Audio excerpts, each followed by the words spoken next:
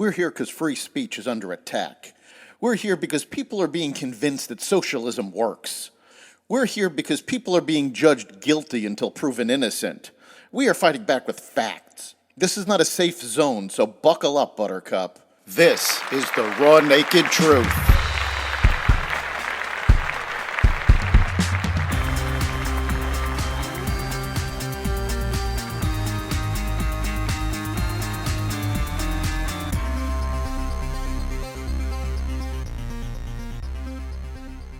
ISIS attacks Russia. The IDF intensifies hunt for Hamas terrorists, and more.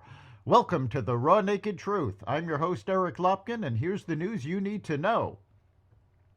Russian authorities said they had detained 11 people in connection with a terrorist attack on a concert hall in a Moscow suburb, as the death toll from Friday night's violence rose to 133, according to investigators.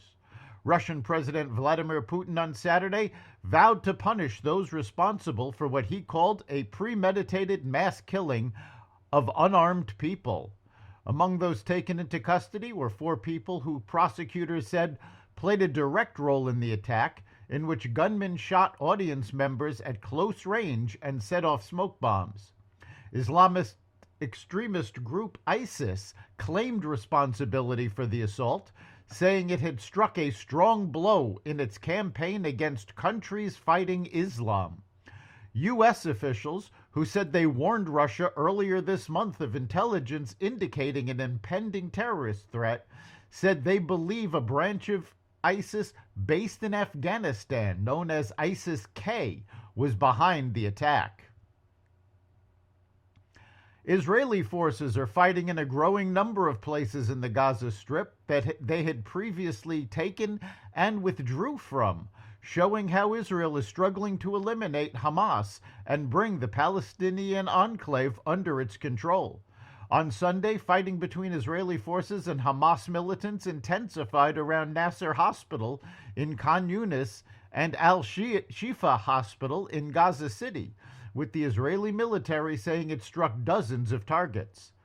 Israeli troops previously fought battles in the same places in recent months and said that Hamas's formation in those areas had been defeated and dismantled. Israel's war effort in Gaza has been hampered by the lack of a plan for how to stabilize the enclave after suppressing Hamas's fighters. Prime Minister Benjamin Netanyahu has rejected calls from Israel's international partners, including the U.S. and key Arab countries, for a reformed Palestinian Authority to run Gaza. Without a civil authority to restore order, security, and basic services, and with the Israeli military disinclined to fully reoccupy the Strip with troops on the ground, swaths of Gaza have descended into anarchy. Israel says it will ignore U.S. efforts to stop a Rafah ground assault, saying that taking the Gaza border city from Hamas is too strategically important. With inter-Korean ties sinking to their worst level in years, concerns are running especially high on Yongpyong, a tiny South Korean island less than 2 miles from North Korean shores. It is the site of a deadly 2010 artillery attack, and Pyongyang reignited concerns of an attack in January when it lobbed hundreds of shells into nearby waters. U.S. and South Korean military officials doubt that Kim Jong-un regime is gearing up for a major assault. Shin Won-sik, South Korea's defense minister, warns Pyongyang could attempt smaller provocations, such as torpedo attacks on South Korean ships. But something akin to a 2010 shelling attack on Yongpyong, Shin said, would be met with a crushing defeat of North Korean forces. The number of migrant encounters at the U.S. southern border for February hit a new high for the month this year, according to Customs and Border Protection figures released on Friday. This reversed a sharp drop in numbers in January. There were 189,922 migrant encounters along the border in February. That's higher than the 156,000 in the same month in 2023. The highest it had been for February was in 2022, when numbers reached 166,010. New York's Attorney General Letitia James could begin seizing Donald Trump's assets if he doesn't put up a nearly $500 million bond by today.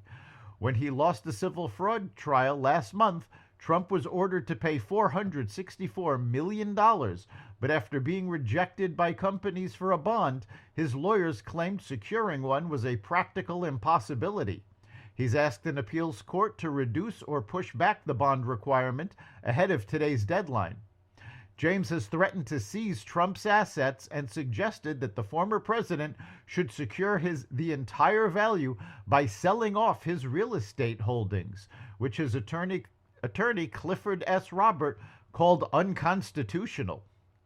Pollster Frank Luntz recently warned that the New York Attorney General's efforts to seize Trump's properties could devastate Democrats in the upcoming election.